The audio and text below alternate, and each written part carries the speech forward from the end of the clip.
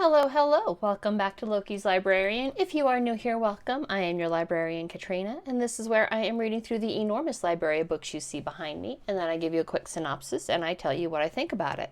So if you like books and just aren't sure what to read next, hit that subscribe button, like and share my videos, and let me know what you think in the comments. Now this week's book, I am not even sure how it ended up on my radar. I suspect it was a random Amazon suggestion based on other books I had purchased. And I knew I had a vague idea of what it contained at the time, but just not really how bad quote-unquote fake news can get. Until I read, that is, The Grey Lady Winked, How the New York Times Misreporting, Distortions, and Fabrications Radically Alter History by Ashely Rindsberg. And the accompanying cocktail is called The Grey Lady, which is 1.5 ounces of gin, 3/4 ounces of lemon juice, 1/2 ounce of Earl Grey syrup, egg white, and lemon peels. So let's do this. When I said fake news above, I was half kidding. I don't mean it in the way Trump means it, to demean and decry all news that I disagree with as being fake. There is disagreeable news out there that is very real and very legitimate. And the author does make it a point to disclaim essentially that the New York Times does in fact have some of the best reporters out there. But when they get it wrong, they go big, man. I mean, for real, absolutely garbage, fakest of fake news being reported as the real deal on the pages of the New York Times. All the news that's fit to print, according to them. And they lie about it a lot. I do know what made me pick this book this month was specifically reading about the Holodomor last month, and in that book, Red Famine, author Ann Applebaum mentioned the criminal misreporting of Walter Duranty. And I was like, I wonder if it's in, the Grey Lady Winked. And so I picked it up and I just looked at the table of contents. Oh, yes, it is. Okay, well, this book's going on my to-be-read immediately list. And then again, Humberto Fontava's book, Exposing the Real Che Guevara, which mentioned the Times' super generous reporting and coverage of the movements of the dude. Generous does not begin to cover the scandalous misrepresentation of facts that the Times is guilty of, the denial of such, and most alarmingly, the whys behind it. What am I doing here? Oh, good. They're on separate pages. I'm going to have to flip back and forth. Mother blink. Okay, that's okay. So it says, I'm going with Botanist Gin this time. Not sponsored. Again, I'm going to disclaim that. Because the recipe specifically calls for it, and I'm about half out of the aviation gin, and it's good to have a variety to offer guests. I mean, it's bad for my liver, but good for my hostessing skills. I'm not sure that I've ever actually read a Times article, or if I have, it was an article that had been syndicated through a local paper. And I think to the best of my recollection, the closest I ever came was their staunch defense of their reporter over the Valerie Plame affair. And I remember thinking at the time, yes, I mean, they should protect their sources. That's a journalistic privilege, and it's how we get the truth out there. That's part of the protections of the Fourth Estate. I was wrong on that one. He does cover Valerie Plame, and it turns out that Scooter Libby had given them written permission to reveal that he was the source. He's like, nah, tell him. It's cool. Tell him. The Times refused to, basically as a smokescreen for the other issues that were occurring in the paper at the same time. Quality. These people. These fucking people. He starts at the Times reporter station in Berlin in the 1930s and 40s. And I kind of knew this. It didn't quite hit my radar the same way, but I do remember in The Rise and Fall of the Third Reich, and he specifically cites that as well, that William Shirer reports that on what he saw, and reports that the New York Times was essentially the propaganda arm in the United States for the Nazi Party. Reporter Otto Toloshes reported the Nazi Party line and received a Pulitzer Prize for his writing. Quality journalism right there. And then there's when the entire rest of the Foreign Press Corps was effectively imprisoned in the winter of 1941 at the Chateau of Bad Nauheim. The one journalist who was not imprisoned with everybody else was the Times Berlin bureau chief Guido Enderis. Wasn't that interesting? Care to guess why he was let off the hook and not imprisoned with everybody else? It was because of, direct quote, his proved friendliness to Germany. And that quote, while in the book, was not a direct quote from the author. That's a direct quote from Nazi Foreign Undersecretary Ernst Vormann, who issued the roundup order on the other reporters in retaliation for actions taken against Nazi agents in the United States.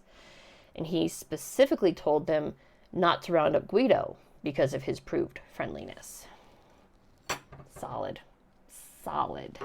If I get this in my eye, I am so screwed because I already have allergies and my eyes are already like flared and irritated with me today. I'm not having a good multitask day. I literally can't talk and squeeze a lemon at the same time today. So, you know. Even more horrifying than the Times' friendliness to Germany was its refusal to report on the Holocaust at all. And while the rest of the world was reporting on the mass murder of Jewish populations across Europe, the Times on June 27, 1942, reported, quote, more executed in Yugoslavia, Czechoslovakia, and Poland, Jews toll 700,000. It was a 72-word blurb on page 5, like below the fold. It was buried. Turns out the Times had a specific policy in place about not reporting on Jews at all. Fabulous. Just fabulous. When I did my report on the Red Famine, I made a joke somewhere in there about self-hating Jews. I have already heard at least one rumor that Ukrainian President Volodymyr Zelensky is a Nazi. This despite the fact that he's Jewish. I mean, I suppose it's not impossible, right? I mean, it's kind of far-fetched that I've got to get that curtain hung. It's kind of far-fetched that he might, you know, be both Jewish and a Nazi, but it's not technically impossible that he could hold both ideologies in his heart. And maybe he's one of those self-hating Jews. Maybe. Turns out I found him. The Times is owned by the Sulzberger Ox clan, who are all Jewish.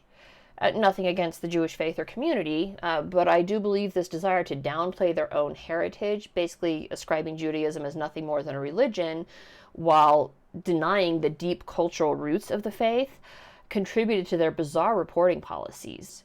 And the Times in the 1940s was trying really hard to not report on Jewish matters because they didn't want to be accused of being a Jewish newspaper, even when the Jews were the literal news. So they just buried it.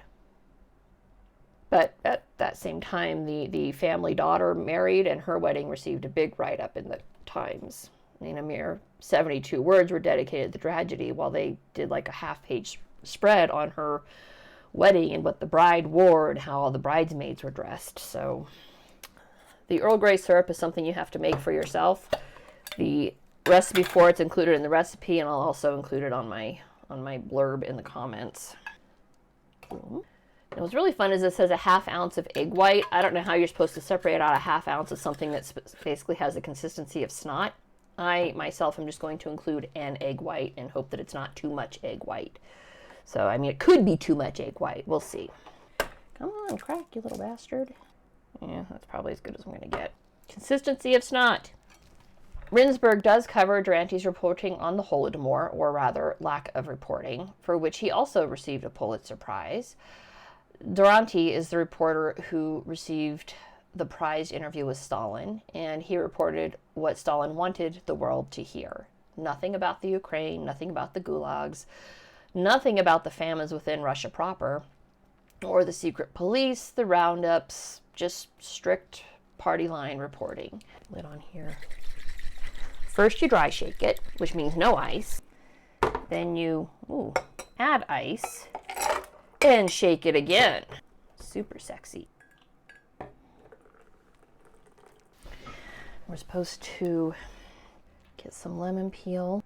I'm going to chop my finger off doing this. I just know it. I don't know how much lemon peel, but you're supposed to probably not drop the sticker in there. Essentially get the lemon oils off of the peel and into the cocktail. We'll see how this goes. The entire rest of the world did know what was going on. And they may not have wanted to know because they really needed Stalin on their side for what was happening with Germany. But Gareth Jones got the word out. People knew what was going on in Ukraine. And this guy, Duranty, held, I mean, it was a literal smoking gun, right? I mean, like, I love the First Amendment. I am profoundly grateful that we have freedom of the press and that the government can't interfere with the press. In Berlin in June 1931, so this is right in the middle of it. The crisis is there. It's real. Duranty was in Berlin to renew his passport at the U.S. Embassy. Apparently, we didn't have an embassy in Russia where he could do such a thing. And while there, he advised State Department official A.W. Cleforth that, quote, in agreement with the New York Times and the Soviet authorities, his official dispatches always reflect the official opinion of the Soviet government and not his own, end quote. Let's pause on that one. It's not too bad. It's not too bad. It's got some flavor. Duranty was a confirmed hedonist, okay? There is no question that he lived a very good life, reporting the official party line from communist Russia, and was treated exceptionally well by the Soviets. It does make me wonder how he actually felt about what was going on in Russia. I mean, that's such a random confession to make. And this disclaimer, this distancing language, this is not my official opinion. This is what the Times wants me to report. And he was distancing himself from that shit show that he was stuck living in. Doesn't excuse him, because he could have refused the assignment. When he received his Pulitzer, why did he return to Russia after receipt? Why was it received in absentia on his behalf? This information's not included. I don't know. I'm guessing he was probably there, though. Russia freaking loved him, and the New York Times was footing the bill for his party style over there in communist Russia. If it was received in absentia, then when he returned to the States, why didn't he return the prize and start reporting about what really happened? In point of fact, the Pulitzer for Duranty's reporting from Russia was never returned, despite political pressure from the Ukrainian Americans in the early 2000s to do just that. And in a weirdly ironic twist, which I'll go into at the end of this report, the Times hired an independent consultant to determine if the Pulitzer should be returned, and the consultant said yes, it should. This should absolutely be returned. But the Times declined to report it based on not wanting to erase history. Huh? I mean, get that. They already erased, 4 million plus Ukrainians by denying the famine even happened. I mean, hell, Duranty at one point actually made like a throwaway comment during dinner one night that he knew for a fact the number was much higher. But the Times decided it was revisionist history if they returned the Pulitzer. Ponder that for a minute. See if you can figure out the irony on your own before I get to it. Yeah, I like this one. Now, also during World War II, the Times science reporter William L. Lawrence was actively reporting on advances in atomic fission, and he was good at it. He was a very capable science reporter. He was able to break down the jargon so that even the most non-science reader could understand what exactly was being said and what was happening. He was so good at it that he understood the advances being made well before the U.S. government did. Ultimately, he ended up being on the government's payroll.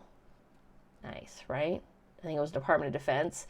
Paid him a stipend or salary through the New York Times to mask where that came from, helping to hide the effects of the nuclear fallout. Interesting, right? There was another William Lawrence, a William H. Lawrence, also for the Times, who was actually telling the truth about the devastation wrought by Little Boy over Nagasaki. And was it Fat Man was Hiroshima, Little Boy was Nagasaki. But the Times, true to form, buried that news. They didn't want people knowing just how horrific that had been. And while Rindsberg does not touch on the favorable reviews of Che Guevara, he does cover Fidel Castro extensively, and how the Times' favorable reporting of Fidel, while simultaneously trying to curry favor with the Kennedys, led them to basically fumbling reporting on the Bay of Pigs quality. They touted Castro as Cuba's great liberator, and they never reported on any of the gross humanitarian violations that occurred in Cuba as a result of Castro. Didn't cover that Cuba was basically already a paradise prior to Castro's invasion. Didn't cover any of that. Rindsberg covers how the Times reporting on Vietnam actually escalated that conflict. Kennedy and Defense Secretary McNamara were actually ready for a full troop withdrawal as early as 1963. Solid 10 years before they were going to end up actually doing the withdrawal, right? But in order to withdraw safely, they needed Vietnam to be stable. And the Times reporting on Ngo Dinh Diem, I'm probably mispronouncing that, sorry if I am, contributed to so much instability in the region that Diem was ultimately assassinated, which resulted in escalation of the conflict. We couldn't withdraw once that happened because it wasn't safe for our guys to withdraw. Hundreds of thousands of soldiers died needlessly as a result of this political reporting. They don't report the news, they make the news. That's dangerous. It's fabulous, though. Fabulous that hundreds of thousands of people died because of these assholes. And the reason for that, and he reports this anecdote, is the heir apparent to the Times was asked by the current publisher, editor, whoever was currently helming it. And I mean, it's in there, but I didn't write it. I just didn't get the name specifically. It was one of the Sulzberger Ox people. That gin's going straight to me. But he basically said, well, do you think that Americans should die if they're over there? And he said, well, yeah, it's not their country. It's Vietnam's country. So yes, the American soldiers should all die if they're over there. So just stop buying the Times, guys. I mean, who needs that? Who needs to support that? And the reporting on the War on Terror. This might actually be the closest I actually came to reading any of it because, again, their columns are pretty widely syndicated. The ultimate fake news propaganda was the reporting of the death of Muhammad al-Dura. Right? You have probably heard this name ad nauseum because his death was used to justify Islamic extremists for the last 20 years. Okay? Here's the problem. Ultimately, an independent evaluation by France. So it wasn't Israel, it wasn't us. France did an independent evaluation of all of the evidence and footage from the area, the time, and determined there is literally no way in hell that Muhammad al-Dura was killed by Israel.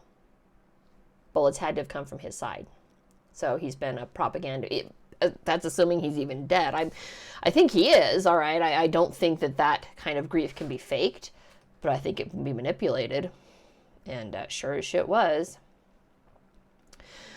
And from there, the same reporter who reported on the al-Dura incident, her and her husband, who were working together she was the Sontag, was the Times bureau chief in Israel. And her husband was one of the key reporters, and they, came back to the States ultimately and then ended up reporting on the War on Terror that was so blatantly one-sided and off that even other papers started calling the Times on their one-sided bullshit, like writing their own counter-stories, proving just how lopsided and inaccurate the Times reporting was. It's like the early 2000s was the Times' ultimate heyday in stupid reporting after the 1930s and 40s. Okay, so the last 100 years, they've actually had a pretty rough run of it on the big stuff. But one of the worst actual scandals to come out was when they hired intern and then staff reporter Jason Blair. Never heard this name before because, again, I don't read the Times. I don't. But Blair effectively made up or plagiarized a bunch of stories. A bunch of them, which were granted prominence in the paper for well over a year. And that's well over a year after a senior editor expressed grave concerns about his work and advised the Times to stop printing his stories. So people were paying attention. It's just that the people who mattered ignored the warnings. Quality. This all happened at the same time as the Valerie Plame scandal and the misreporting on the troops. This all occurred at the same time that the Times was being asked by the Ukrainian American organizations to return Duranty's Pulitzer because the Times wanted to hide that. Didn't want to acknowledge the fact that they've been misreporting for a century, right? This all caused the Times to double down on their bizarre reporting techniques, culminating in the 1619 Project. Now, I know you guys have heard of that. I feel like this is probably the most egregious misreporting the Times has done. I can't say that because everything they did during World War II is criminal. It is so criminal, that misreporting. You are there to tell the truth, report the news. After reading this book, I'm like, the Times is little more than it's like the Inquirer. It's all fake. All right, if you guys want to bring the Times down, you can't just buy them out because it is still privately owned, right? Yes, they issue shares. They issue shares within a small thing. I don't believe the Times is publicly traded, so there's not really a possibility of a takeover like Musk is doing with Twitter, right?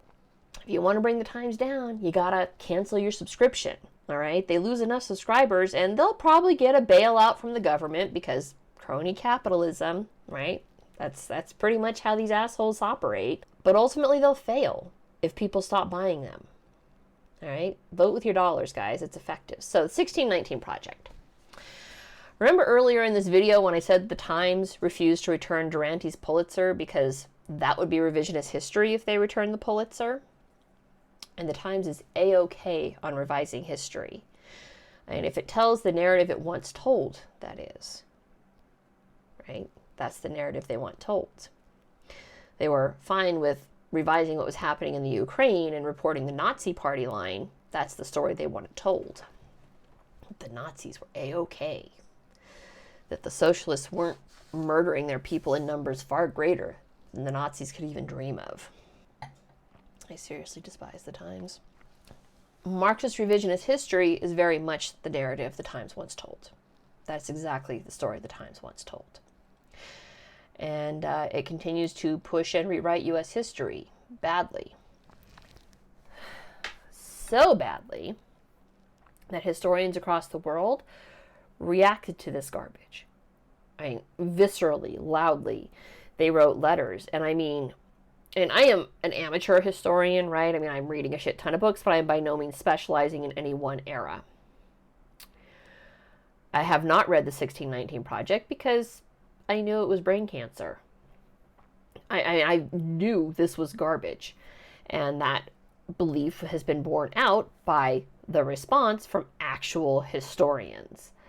Okay, the people who wrote letters are specialists in these fields. They've dedicated their lives to knowing and understanding these areas of our past and everything that happened to make this happen, to understanding how the Civil War happened, what were the forces that led up to it. And that absolutely includes the history of slavery. It has to, okay?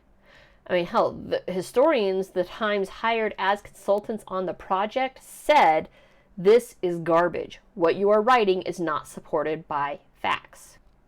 It's a nice thing about history, right? It just is. You can look at all the information around the facts, but you can't change the facts just because you want to.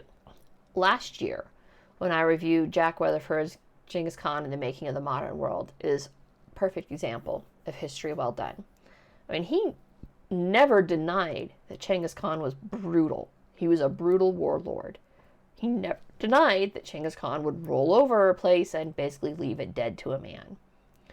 But he approached the history from a different angle, okay? More specifically, Genghis Khan's side of the story and all the things that were made possible as a direct result of Genghis Khan's leadership in Mongolia. Never said, no, Khan was a totally great dude, all right? He just told the story from Genghis Khan's perspective. Totally respect that. And if the 1619 Project had done that, it would have been a valuable contribution to understanding American history. If they had approached America's history strictly from the perspective of the slave trade, I hope to God that cannon's not about to explode. That would be really sucky for me. If they had approached America's history from the perspective strictly of the slave trade, covering the devastating effects on black families, both in Africa and then here in the States, that's valuable information, right? But completely lying about history, lying about known facts, about causes of various conflicts that have literally nothing to do with what actually happened, that makes it worth less than the paper it's printed on. It's just garbage. It's garbage reporting. But the Times wouldn't want to revise history. This book was so good. The story flowed consistently, and while I have, as I've said repeatedly, written off this whole paper as trash, Ashely Rindsberg does not. He actually points out where reporting was good, what they got right, and insists that even today the Times has some of the best reporters out there. Oh, man, if I had ambitions beyond reading all the books, I could probably make a pretty solid living off of debunking the shit that comes out in the New York Times. I mean, hell, there's already, one book on the topic, right? He got a whole book out of debunking the New York Times. I'm sure there's more out there. Anyways, that's it for this week. If you liked what you saw, don't forget to hit that subscribe button, and I will see you guys next week. Bye.